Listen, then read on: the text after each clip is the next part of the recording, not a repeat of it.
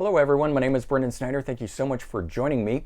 Today we're going to take a look at the brand new solo album by former Fleetwood Mac frontman Lindsey Buckingham. It is a self-titled release that just came out on Friday, September 17th of 2021, and it has been a decade since his last solo album. But before we dive into all of that, if you are new to my channel and you haven't already hit the subscribe button, please click the button. Also leave a comment, hit like, all those things help support my channel. I would greatly appreciate it. And of course, as an added bonus, by subscribing, you'll be able to stay up to date on all that's going on in the world of music, just like this, with taking a look at the brand new Lindsey Buckingham self-titled solo album that just came out on September 17th. So prior to joining Fleetwood Mac, Lindsey released a solo album with Stevie Nicks, just simply called Buckingham Nicks in 1973. And unfortunately, the LP has been out of print ever since, and it is still unreleased on CD or streaming. Kind of a shame that it's never come out. I would really love to get my hands on a copy of that and hear it. But upon Lindsey Buckingham and, of course, Stevie Nicks joining Fleetwood Mac in 1975, the band's fortunes really changed and became their most successful era with those two in tow. And they released Fleetwood Mac did their self-titled release in 1975, which ultimately went on to 7 times platinum, but it would be the follow-up album that came out in 1977, Rumors, that really just set the band alight, and they exploded at that point. That album has since sold 20 million copies in the US, but as of 2017, the album itself has exceeded sales of 40 million copies around the world, which now ranks it as number 9 for the all-time best-selling album in the world. So number 9 coming in at that point, really amazing. However, in 1981, though, Lindsey Buckingham sort of switched gears at that point, began a solo career alongside Fleetwood Mac, and he put out Law and Order. And then over the next 30 years until 2011, which was his last release, he put out 5 more solo albums. In 2017, he partnered with Fleetwood Mac bandmate Christine McVie, and they put out a self-titled album, which is absolutely excellent. And they were backed by Mick Fleetwood on drums and John McVie on bass. So in my opinion, making this a Fleetwood Mac album all in but name. It is just that good. Plus you got 4 of the 5 Fleetwood Mac bandmates there. Unfortunately, though, Lindsey and Fleetwood Mac had a falling out, and he was dismissed from the band. However, I think he is making one heck of a triumphant return with this new solo album that we're here to talk about. 7th solo album. It's his 9th album outside of Fleetwood Mac, if you add in the one with Christine McVie and the one with Stevie Nicks.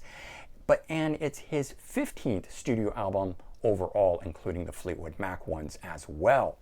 But as I mentioned at the top of this, it is his first solo album in a decade. His last one came out in 2011.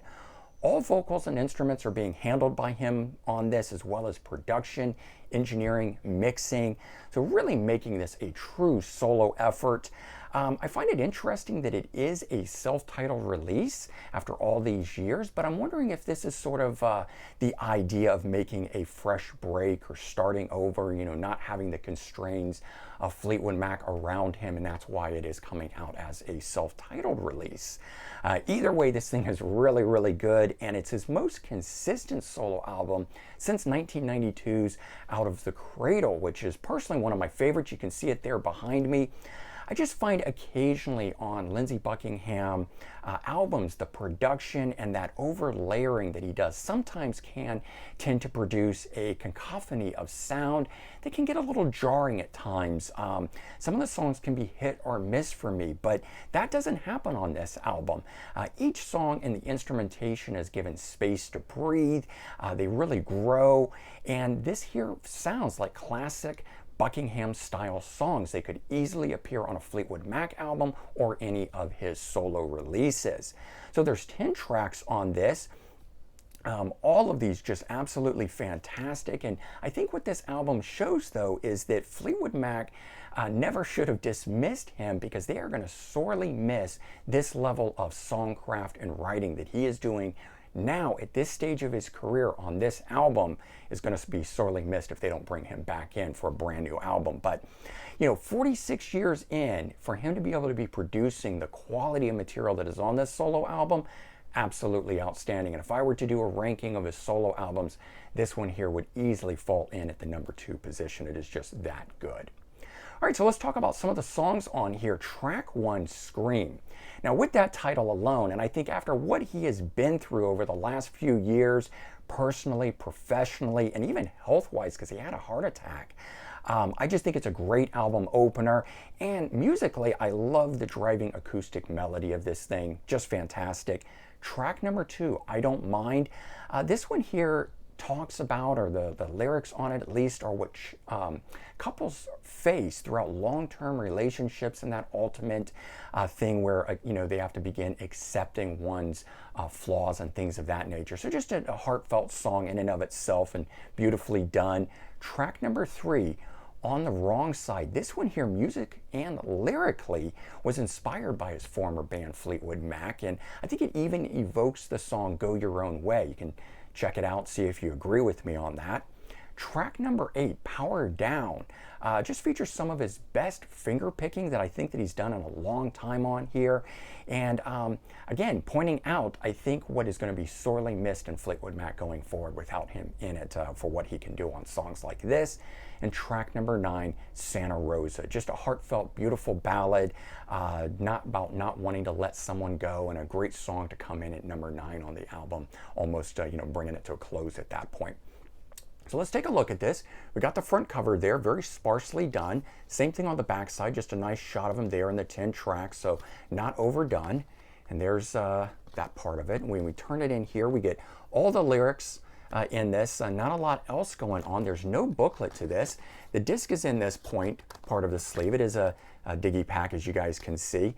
Unfortunately, though, with no booklet or anything of that nature, I wish there was more to it. I would actually love if he would go into what each song is about, but unfortunately, we don't get that. We'll have to listen to interviews to get that sort of information. So bottom line on this album, I think it is, the decade-long wait that we've had between solo albums is totally worth it here. He has produced an album that absolutely lives up to all of that. Even the 4-year wait between what he did with Christine McVie, again, totally worth it here. Great stuff, all 10 tracks, beautifully done. Some of his best work throughout his entire career, in my opinion. Just in my opinion, this album is that good. So I certainly recommend this to all Lindsey Buckingham fans. I would even recommend this to all Fleetwood Mac fans. I think the songcraft and quality of this is right in line with Fleetwood Mac's style. If you've liked what he did there, you are going to love this. And since Fleetwood Mac's last studio album was 2003, I think this is a welcome addition. Since we aren't getting anything on the Fleetwood Mac side, do yourself a favor, check it out. I think you'll be pleasantly surprised and really, really enjoy this. All right, I hope you guys enjoyed this, and if you did, please remember to comment, like, and subscribe. Let me know your thoughts. I hope everyone has a great day, and I'll talk to you all real soon. Bye-bye, everyone.